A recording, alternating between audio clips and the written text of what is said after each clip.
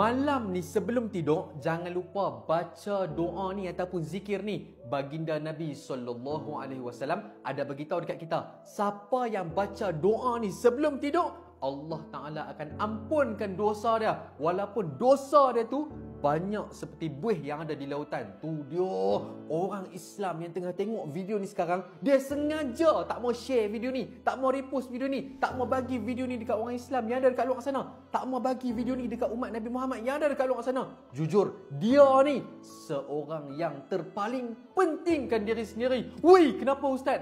Yalah, bagilah video ni dekat semua orang yang ada dekat luar sana. Bagi video ni dekat anak-anak kita, grup family kita. Bagi video ni dekat grup taman kita. Bagi video ni dekat kawan-kawan kita.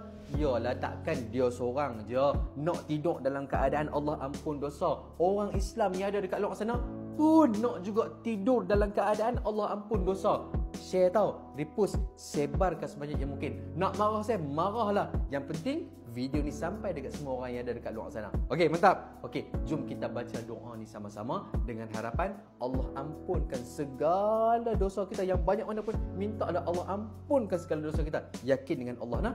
Komen amin kat bawah, tengok skrin dan kita baca sama-sama. Okey, tengok skrin. Okey, ikut sama-sama nah. La ilaha illallah wahdahu la syarikalah, lahul mulku wa lahul hamdu wa huwa ala kulli syai'in qadir. La hawla wa la quwwata illa billahil aliyyil azim. Subhanallah walhamdulillah wa la ilaha illallah wallahu akbar. Macam mana, dapat tak? Kalau dah dapat, sebarkan video ni sebanyak yang mungkin. Bagi kat semua orang video ni. Ustaz, saya ni banyak dosa Ustaz, bolehkah? Layakkah saya baca?